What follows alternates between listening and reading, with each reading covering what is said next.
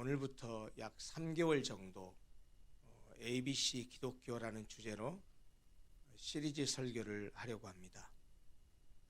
ABC 기독교라는 말의 의미는 제가 왜 그렇게 주제를 설정을 했냐면, 아시다시피 ABC라고 하는 말이 한글로 치면 기역, 니은, 디귿, 가, 나, 다에 해당하는 알파벳의 처음 세 글자죠. 그래서 보통 ABC 그렇게 쓰면 초보, 기초, 기본, 그리고 어디에 들어가는 입문이라는 뜻으로 사용을 합니다.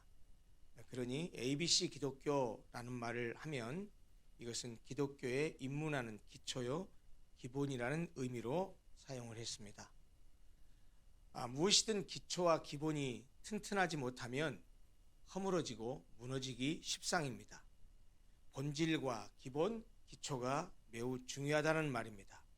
그리고 사실 어떤 것이든지 본질과 기본과 기초는 아무리 강조해도 지나치지 않을 것입니다. 그래서 말씀드린 대로 앞으로 약 3개월에 걸쳐서 ABC 기독교라는 주제 아래 우리가 믿는 기독교의 가장 기본적인 신앙의 요소들을 함께 나누려고 합니다. 다시 말하면 기독교를 믿는 사람이라면 절대로 몰라서는 안 될, 반드시 알아야 하고 반드시 믿어야 하는 기독교의 가장 핵심적인 신앙의 내용을 다루려고 합니다. 다소 설교의 내용이 설명적이고 그리고 변증적인 성격을 띌 수밖에 없어서 아마도 12주 동안은 강의 같은 설교라는 느낌을 받으실지 모르겠습니다. 그러나 저도 설교하는 저도 이것이 강의가 아니고 설교식으로 해야 되고 이걸 풀어서 하려니까 저도 굉장히 좀 어려울 것 같습니다. 그렇지만 그동안 제가 해왔던 주로 강의식 설교와는 좀 다른 스타일이 설교가 되리라고 생각합니다. 한 12주, 길면 15주 정도가 될 것 같은데 지금 계획상으로는 현재 계획은 12주, 한 3개월 정도를 생각하고 있습니다. ABC 기독교 시리즈 설교를 하기에 앞서서 오늘 첫 주에는 어떻게 보면 그 ABC 기독교의 시리즈 설교의 선언교에 해당하는 그런 설교라고 말할 수 있을 것입니다. 오늘 주보에 안내되었다시피 우리가 믿는 기독교라는 말의 뜻 그리고 그 속에 담긴 의미를 살피는 것으로 ABC 기독교 시리즈 설교로의 첫 출발을 시작하려고 합니다. 오늘 기독교의 의미를 살피려고 하는 이유는 무엇이든지 어떤 것이든지 그것을 잘 이해하려면 그것을 지칭하는 이름이나 명칭의 개념과 의미를 아는 것이 가장 기본적이고 또 가장 중요하기 때문입니다. 한번 제가 여러분들이 질문하죠. 여러분, 기독교라는 단어를 모르는 사람이 있습니까? 아무도 없습니다. 하지만 기독교라는 단어의 의미를 물어보면 선뜻 대답하는 사람 또한 많지 않습니다. 이런 얘기입니다. 교회를 다니는 사람에게 당신의 종교가 무엇입니까? 라고 물으면 뭐라고 대답하죠? 당연히 기독교라고 대답하죠. 그러나 그 대답에 이어서 그러면 당신이 믿는 종교인 그 기독교라는 말의 뜻이 무엇인지 아십니까? 기독교가 한자 말이라는 것은 아십니까? 기독교를 한자로 쓰실 줄 아십니까? 물어보면은요, 선뜻 대답하는 사람이 없어요.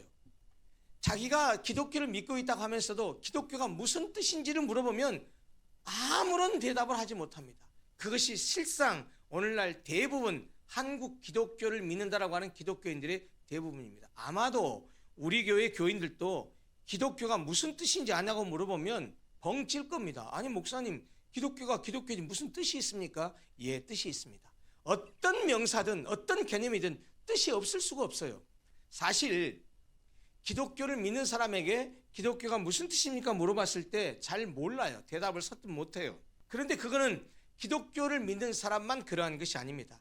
불교를 믿는 사람도 마찬가지입니다. 절에 다니는 사람에게 당신 종교가 뭡니까? 라고 물으면 당연히 불교라고 대답하겠죠. 그러면 불교라고 대답한 사람에게 그러면 당신이 믿는다라고 하는 불교가 무슨 뜻인지는 아세요? 당신이 믿는 종교의 이름 뜻이 무엇인지는 아세요? 물으면 역시 대답하는 사람이 거의 없을 겁니다. 여러분 혹시 아십니까? 기독교를 들어가기 전에 불교를 생각해 보죠. 불교의 불자를 불교를 한자로 쓰실 줄 아세요? 불교라고 말했을 때 그 불자가 그 달러 할 때 불자 옆에 사람 인변이 붙어 있습니다. 그게 무슨 자인지 아세요? 부처 불자입니다. 여러분, 부처는 무슨 뜻이죠? 부처 그러면 대부분의 사람들이 어떻게 생각하냐면 부처님을 생각해요. 가부좌 틀고 이렇게 하고 있는 부처님을 생각해요. 불교라고 말했을 때 그 불자는 부처 불자인데, 부처는 부다라고 하는 산스크리트어를 말하는 거예요. 그러니까 부처는 무슨 뜻이냐? 뜻으로는 붓다가 가리키는 말은, 부처가 의미하는 것은 깨달음을 얻은 자, 깨달은 자라는 뜻입니다. 여러분, 그래서 불교라는 명칭 자체는 불교의 종교적 특성을 그냥 그대로 가르쳐줘요. 불교의 목표가 뭡니까? 깨닫는 데 있어요. 그러면 불교를 믿는 사람은 무엇이 되는 것이 목표입니까? 부처가 되는 것이 목표예요. 부처는 무엇입니까? 깨달음을 얻은 자라는 뜻이라니까요. 그런데 불교를 믿는 사람 대부분 부처님 아래 가서 빌고 뭐 하는 것으로 그렇게 종교적인 성향을 생각하고 있어요. 그러니까 불교를 믿는 사람조차도 불교가 어떤 종교고 불교를 믿는 것이 무엇이고 불교를 믿어서 무엇을 원하는지를 아무것도 몰라요. 그저 가서 부처님 아래 가서 빌고 하는 것으로밖에는 아는 것이 없어요. 불행스럽게 기독교를 믿는 사람도 유사한 경향을 띠는 것 같아요. 여러분, 기독교가 무슨 뜻입니까? 여러분, 기독교도요 불교처럼 한자 말이에요. 순 우리말이 아니에요. 여러분 잘 아시다시피 한자는 뜻글자잖아요. 소리 글자가 아니에요. 우리는 소리 글자지만 한자는 뜻 글자예요. 그렇기 때문에 기독교의 뜻을 알려면 기, 독, 교 한자의 각각의 뜻을 알아야 돼요. 그런데 아시다시피 기독교라고 말했을 때 세 글자잖아요. 그 중에 세 번째 글자인 교자는 불교, 이슬람교, 유교 할 때 종교의 교에 해당해요. 그러니까 종교를 의미합니다. 그러니까 기독교라는 뜻을 알려면 교는 종교라는 뜻이니까 앞에 기독의 의미를 알아야 기독교가 어떤 종교인지를 그 실체를 분명하게 알 수 있습니다. 그러면 기독이라고 하는 말을 한번 살펴보십시다. 한자로 말했을 때 기자는 터 기자거든요. 그 기자의 뜻은 터, 기초, 토대, 근본이라는 의미고요. 독자는 감독할 때 독자입니다. 그래서 그게 동사인데요. 감독하다, 살피다, 관찰하다 그런 여러 가지 의미가 있어요. 그런데 그러면 기자의 의미와 독자의 의미를 합성해야 기독의 의미가 나오는데 죄송하지만 기독은 기자가 가진 의미, 터, 기초라는 의미, 독이 가진 의미, 감독하다, 살피다는 의미를 조합한 뜻이 전혀 없습니다. 왜냐하면 기독은 음차이기 때문입니다. 음차라고 하는 것은 다른 나라의 언어를 한자음을 빌려서 표기하는 것을 말하는데 주로 고유명사를 표기할 때 많이 사용됩니다. 여러분, 대륙을 의미할 때 우리가 있는 대륙이 아시아죠. 아시아는 우리가 아시아라고 말하지만 원래 발음으로 영어 발음은 에이시아 이렇게 발음하죠. 근데 한자로 어떻게 씁니까? 아세아라고 씁니다. 동아일보 할 때 아자, 그 다음에 세자는 가늘 세자, 세발낙지 할 때 세자예요. 가늘 세자를 써서 아세아라고 씁니다. 그러니까 아시아, 에이시아라고 하는 이 발음을 한자로 아세아로 비슷한 말로 한자로 표기하는 것, 이걸 음차라고 한단 말이에요. 여러분, 프랑스죠. 영어 발음으로는. 이 프랑스를 한자로 어떻게 씁니까? 불란서라고 하지요. 비슷하겠습니다. 이탈리아, 영어 발음은 Italy라고 하는 이 단어를 한자로 어떻게 씁니까? 이태리라고 하죠. 이태리 타월 아시잖아요. 이태리. 스페인을 뭐라고 합니까? 스페인, 서바나라고 해요. 이 서바나라고 하는 이 단어는요, 사도행전에 서바나라고 표기가 되어 있어요. 그러니까 읽으면서도 교인들이 그걸 잘 몰라요. 이거 다 음차입니다. 아시아를 아세아로, 지금 화면에 나오죠? 프랑스를 불란서로, 이탈리아를 이태리로, 스페인을 서바나로 표기하고 읽고 쓰는 것, 이것을 음차라고 말해요. 이것이 좋은 음차의 예인데 기독교라고 말했을 때 기독교의 앞에 두 글자 기독도 음차라는 거예요. 그러면 어떤 말을 이렇게 기독으로 음차했을까요? 그 음차한 것이 뭐냐면 그리스도입니다. 그리스도를 음차한 겁니다. 이 그리스도는 헬라 크리스토스인데요. 이 크리스토스를 영어로 바꿔갔을 때는 크라이스트라고 옮겨갔죠. 그래서 여러분 우리가 중고등학교 때 기독교를 교과서에서는 주로 어떤 말로 사용을 했냐면 기독교라는 용어보다는 주로 크리스트교, 그리스도교 이렇게 사용을 했지 않습니까? 다 같은 종교를 말해요. 기독교, 크리스트교, 크라이스트교, 그리스도교 다 같은 말이에요.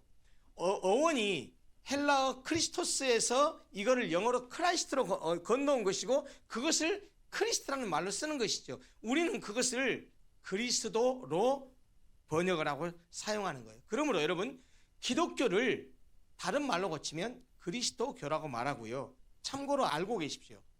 우리가 한자 문화권이기 때문에 우리가 믿는 종교를 기독교라고 말하고 쓰고 그렇게 사용하지만 실제로 공식적인 기독교의 용어는 기독교가 아닙니다.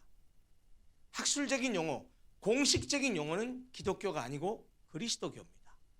왜? 이 기독이 아까 말씀드렸지만 그리스도를 음차한 거예요.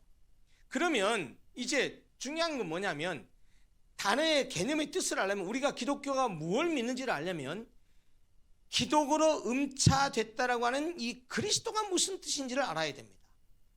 그리스도가 무슨 뜻인지를 드러내면 우리가 믿는 기독교의 정체성이 드러납니다. 그리스도는 말씀드렸듯이 크리스토스를 우리 발음으로 옮긴 것인데 이 말은요 원래 성경 구약 성경은 히브리어로 써 있잖아요. 그 히브리어의 마시아흐 영어로 말하면 메시아입니다. 이 마시아흐를 번역해서 헬라어로 바꾼 말이 그게 크리스토스입니다. 그게 우리말로 번역한 그리스도입니다. 그리고 이 마시아흐라는 단어는 본래 기름 부음을 받은 자라는 뜻으로서 의미는 구원자, 구세주 이런 뜻입니다. 다시 말하면 이제 정리하면 이렇습니다.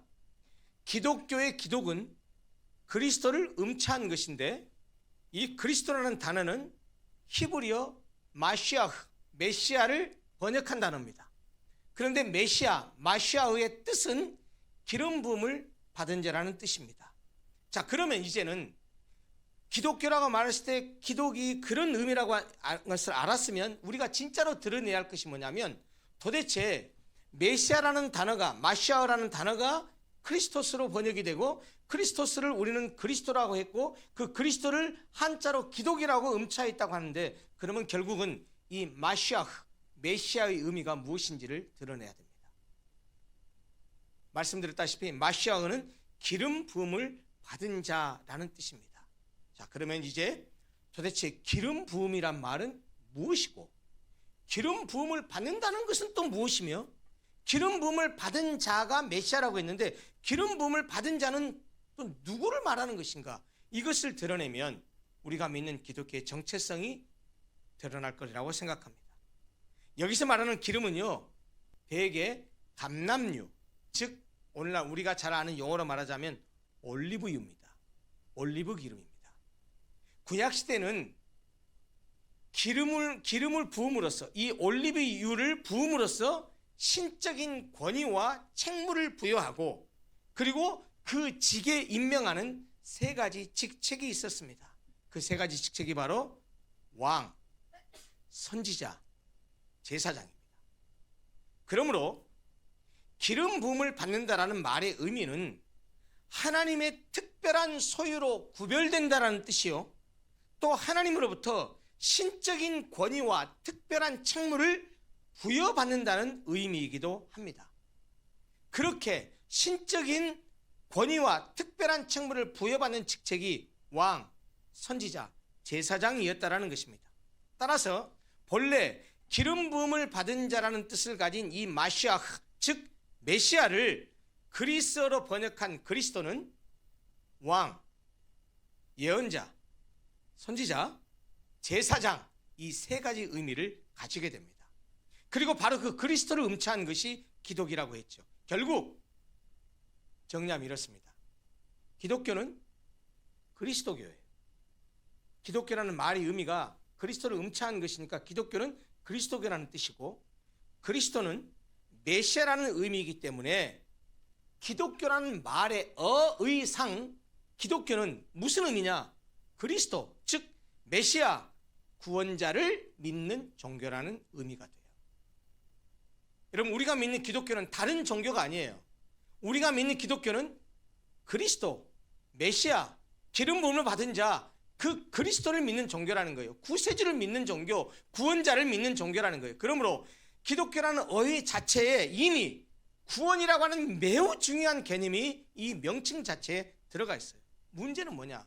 자, 그리스도, 메시아, 구원자를 믿는 종교가 기독교라고 말했는데, 문제는 뭐냐면 누가 그리스도냐는 거예요. 누가 구원자냐는 거예요.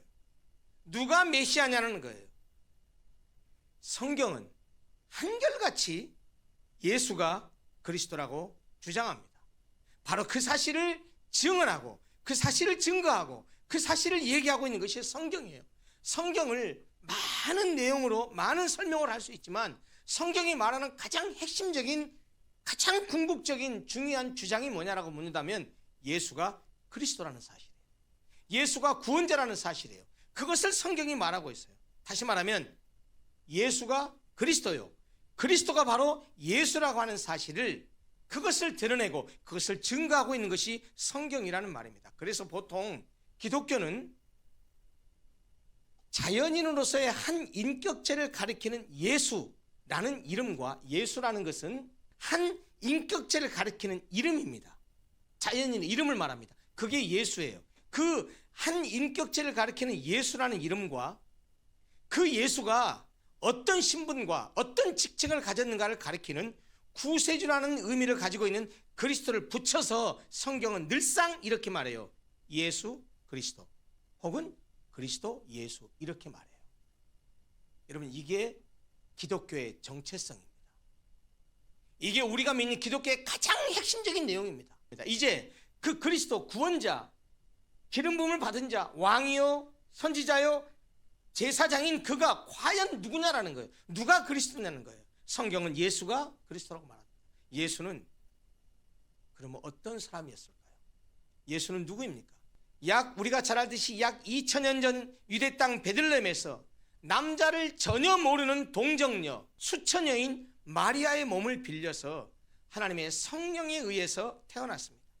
예수님의 탄생은 남녀의 성적 결합에 의한 자연적 출생이 아닙니다. 예수님의 탄생은 하나님의 능력으로 탄생한 초자연적 역사였습니다. 하나님의 사자인 천사 가브리엘이 마리아에게 성령의 능력으로 아들을 잉태할 것을 알려주면서 했던 말이 무엇입니까? 마태복음 1장 21절은 이렇게 말합니다. 아들을 낳으리니 이름을 예수라 하라.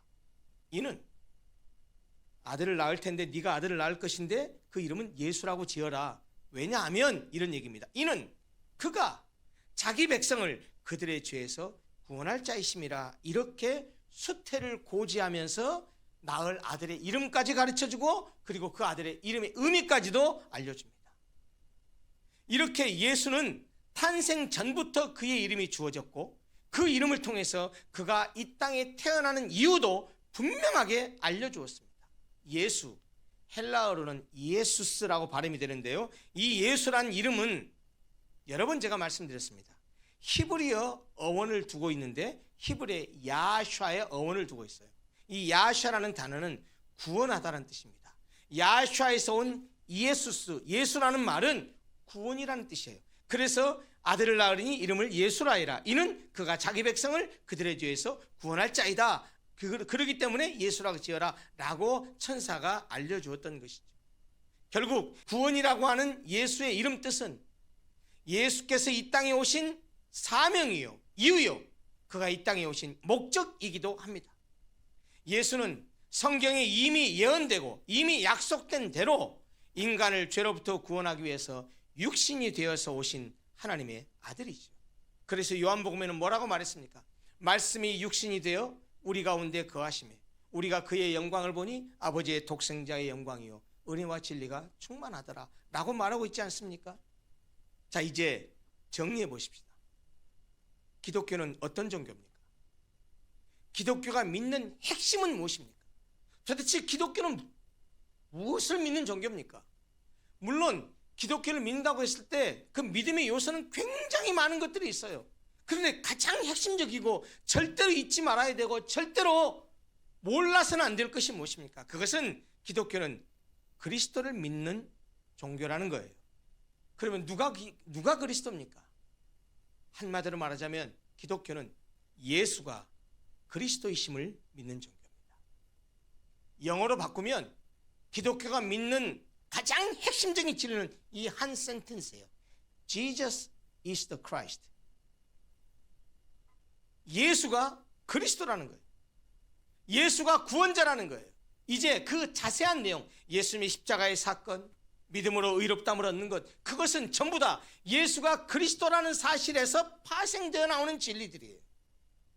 그래서 초대교회 당시에 사도들은 목숨의 위협을 느끼면서도, 갖은 모욕과 핍박을 당하면서도, 오늘 우리가 읽었던 사도행전 5장 42절 말씀처럼 날마다 everyday, 날마다 그들이 성전에 있든지 집에 있든지 everywhere, everyday, everywhere, 날마다 어느 때든지 어디를 가든지 그들이 늘상 가르치고 전했던 핵심적인 복음의 한 센텐스가 뭐냐면 아주 너무너무 단순해요. 예수는 그리스도다. 예수는 그리스도라고 가르치기와 전도하기를 그치지 아니했던 이유가 뭐냐? 그것이 기독교의 정체성이요. 그것이 우리가 믿는 기독교가 가지고 있는 가장 핵심적인 진리이기 때문입니다. 이제 기독교는 예수가 그리스도임을 믿는 종교다라는 이 말 속에 담긴 의미에 대해서 조금 더 깊이 나눠보려고 합니다. 자, 그리스도가 기름 부음을 받은 자라는 뜻이었죠. 그리고 기름 부음을 받은 사람은 구약시대에 세 가지 직분이었습니다. 뭐라고 했습니까? 왕, 선지자, 제사장이에요. 이 말은, 자 보세요, 예수가 그리스도라는 말, 그리고 그리스도가 기름 부음을 받은 자라는 뜻이고, 기름 부음을 받은 직책에 임명된 그 직책이 세 가지였는데 왕과 선지자와 제사장이었다라는 말은 결국 이런 결론에 이르게 합니다. 예수가 그리스도이므로 예수는 기름 부음을 받은 왕이요, 선지자요, 제사장의 세 가지의 직분을 가졌다라는 말이 됩니다. 이걸 조직신학에서는 뭐라고 말하냐면 그리스도의 삼중직이라고 말합니다. 그리스도의 삼중직, 쉽게 말하면 예수는 세 가지의 직책, 세 가지의 직분을 가지신 분이다라는 거예요. 그것이 뭡니까? 예수님은 왕이요, 예수는 선지자요, 예수는 제사장이라는 말이에요. 이제 그 말을 조금 설명을 하려고 합니다. 첫 번째, 우리가 예수를 그리스도로 믿는다라고 하는 것은 예수를 왕으로 믿는다라는 의미예요. 여러분, 왕이 어떤 존재입니까? 왕은 한 왕국 안에서 모든 것을 지배하고 다스리는 통치자입니다.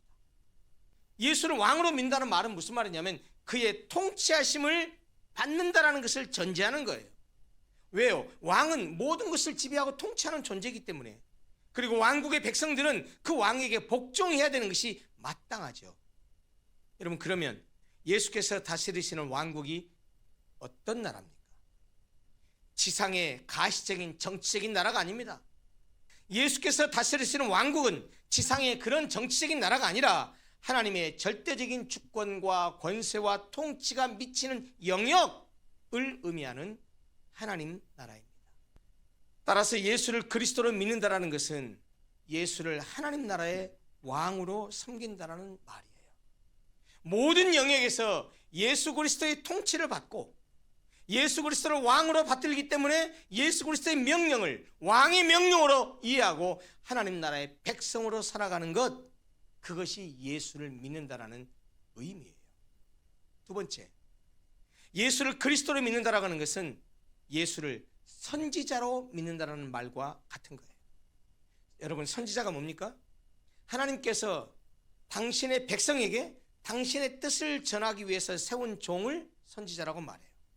그래서 하나님께서 그의 백성에게 전하고자 하는 말씀을 대신 전하고 대신 선포하게 했어요. 그 선지자에게. 그래서 선지자를 보통 영어로는 메신저라고 말하죠.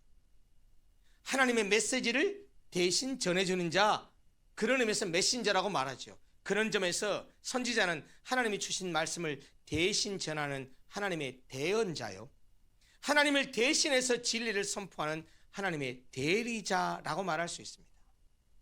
그래서 예수 그리스도는 이 땅에 오셔서 선지자의 직분을 감당하기 위해서 하나님의 말씀을 선포하고 가르치셨습니다. 예수 그리스도는 하나님의 대리자로서 하나님의 말씀을 전하셨습니다. 그것은 예수께서 하신 말씀은 곧 하나님의 말씀이라는 의미와 같습니다.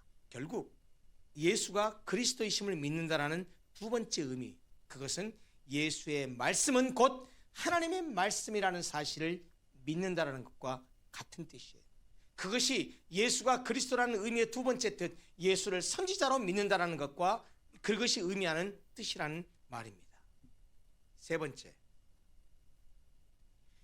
예수를 그리스도로 믿는다라고 하는 것은 예수를 제사장으로 믿는다라는 의미이기도 합니다. 유교 문화에 익숙한 우리나라 사람들은 이 제사라는 단어를 쓰면, 제사라는 말을 하면 금방 떠오르는 것이 제사상을 생각해요. 죽은 조상의 신령이나 넉색에 음식을 바치고 돌아가신 조상을 기리는 이 전통의식, 이것을 연상합니다. 그걸 제사라고 말합니다. 그런데 성경을 보면 제사라는 단어가 많이 나와요. 특별히 구약 성경에 보면 율법서, 모세오경, 특별히 레위기에 보면 온통 다 제사에 관한 내용이에요. 그러니까 우리가 이미 제사라는 말을 쓰고 있는데 그 제사라는 말이 조상에게 밥상 차려놓고 거기 가서 절하고 막 음복하고 뭐 이런 것을 생각하는데 이미 그것으로 제사라는 개념이 떠 있기 때문에 성경에서 제사라는 말을 내도 자꾸 유교적인 의미의 제사를 떠올리는데 성경이 말하는 제사는 전혀 그런 것과 관계없습니다. 기독교에서 말하는 제사는 유교적인 그런 제사가 아니고요.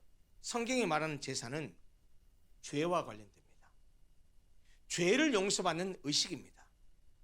하나님은 죄를 지으면 반드시 그에 대한 심판을 선언하셨습니다. 죄의 삭은 사망이라고. 죄는 죽음입니다.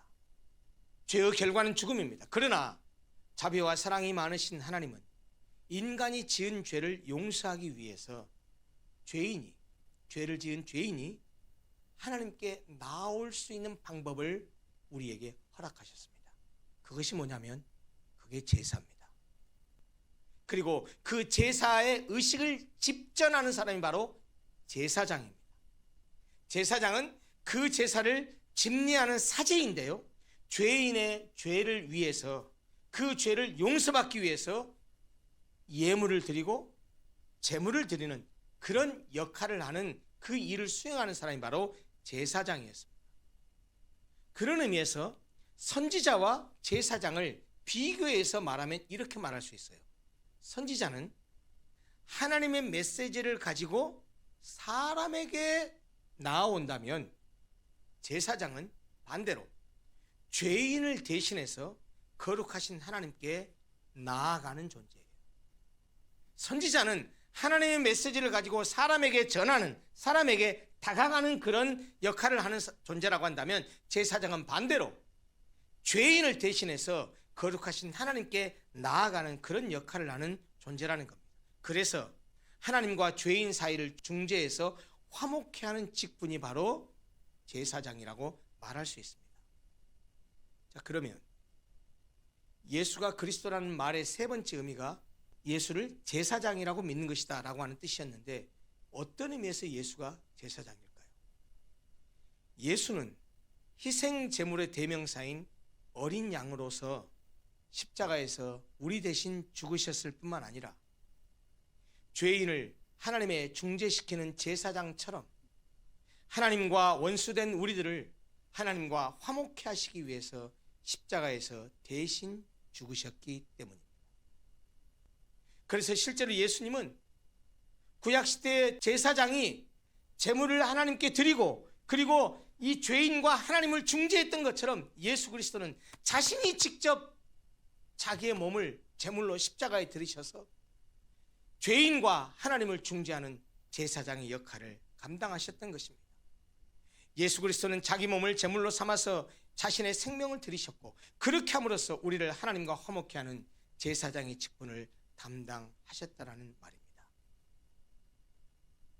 예수가 그리스도이심을 믿는다라는 것은 예수께서 우리의 죄를 대신해서 자신을 희생 제물로 바치심으로써 대제사장의 직분을 감당하셔서 우리를 죄에서 자유롭게 하신 구세주임을 믿는다라는 의미입니다. 이제 설교를 마무리하려고 합니다. 여러분, 우리가 믿는 기독교는 예수가 그리스도임을 믿는 종교입니다. 예수가 그리스도라는 말은 그가 왕과 선지자와 제사장의 삼중직을 가졌다라는 말입니다. 그리고 우리가 예수를 그리스도로 믿는다라는 것은 예수를 왕이요, 선지자요, 제사장으로 믿는다라는 말입니다. 그러므로 여러분, 첫째, 왕이신 예수를 믿기에 우리는 그의 다스리심에 복종해야 합니다. 그의 명령에 순종해야 합니다. 선지자이신 예수를 믿기 때문에 우리는 그의 말씀이 곧 하나님의 말씀이라는 사실로 받아들이고, 그리고 그의 말씀은 곧 하나님의 말씀이니 그의 말씀에 순종 외에는 우리가 달리 선택할 길이 없다라는 사실을 인정하고 그렇게 살아야 합니다. 예수가 제사장이기 때문에 제사장이신 예수를 믿는 우리는 오직 그분만이 우리를 하나님과 화목케 하는 유일한 중보자임을 믿고, 바로 그가 우리의 영혼을 구원한 구세주요, 그러하기에 그에게 감사할 줄 아는 마음을 가져야 한다는 사실입니다. 사랑하는 성도 여러분, 교회를 오래 다녔다고 해서 그 세월이 그 사람을 구원하지 못합니다. 집사, 권사, 장로 이런 교회의 직분을 받았다고 해서, 교회 안에서 유력한 일을 했다고 해서 그것이 그 사람을 구원하지 못합니다. 아무리 교회를 열심히 다니고 헌금을 많이 하고 기도를 유창하게 한다고 해도 그것이 그 사람을 구원하지 못합니다. 집사, 권사, 장로, 아니 목사라 해도 기독교가 무엇을 믿는 종교인지, 기독교가 말하는 진리가 무엇인지, 성경이 말하는 구원 얻는 길이 무엇인지 모른다면 실상은 그 사람은 열심히 교회는 다니지 모르지만 예수 그리스도와 아무 상관이 없는 사람입니다. 아무리 교회를 오래 다녔어도 예수가 그리스도임을 믿지 않는다면 교회에 속한 교인이라고 할 수 있을지는 몰라도 예수를 그리스도로 믿는 기독교인이라고 말할 수는 없습니다. 교회를 다니는 모든 사람이 다 진정한 그리스도인은 아닙니다. 여러분, 교회에 다니는 사람과 그리스도인, 기독교인은 구별할 줄 알아야 됩니다. 교회에 다니는 사람, 아이러니하지만 이 단어가 웹스터 미국 사전에 실려 있어요. 이 교회 다니는 사람, 믿음이 없이 교회만 다니는 사람을 영어로 뭐라고 하는지 아세요? 진짜로 직역에서 이 단어가 실려 있어요. Church goer. 교회 다니는 사람, 교회 가는 사람. 그러나 기독교인, 크리스찬은 church goer와 동의어가 아닙니다. 교회를 아무리 오래 다녔어도 예수가 그리스도임을 모르고 있다면, 그리고 예수가 그리스도라는 의미를 모른다면 예수를 믿는다라고 말하기 어렵고 기독교인이라고 할 수 없습니다. 기독교는 예수가 그리스도임을 믿는 종교이기 때문입니다. 교회를 열심히 다니지만 예수가 그리스도임을 모르거나 믿지 않으면, 다시 말씀드리지만 단순한 교인에 불과하지 참된 그리스도인, 굳이 영어로 말하자면 real Christian이라고 말할 수는 없다라는 것입니다.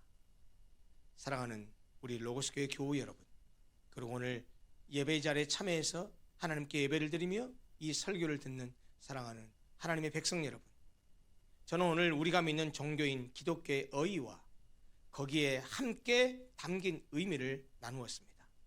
오늘 함께 나눈 말씀을 마음 깊숙한 곳에 간직해서 절대로 잊지 말고 반드시 기억하시고 이것을 우리가 믿는 신앙의 가장 중요한 요체로 그렇게 받아들이시기 바랍니다.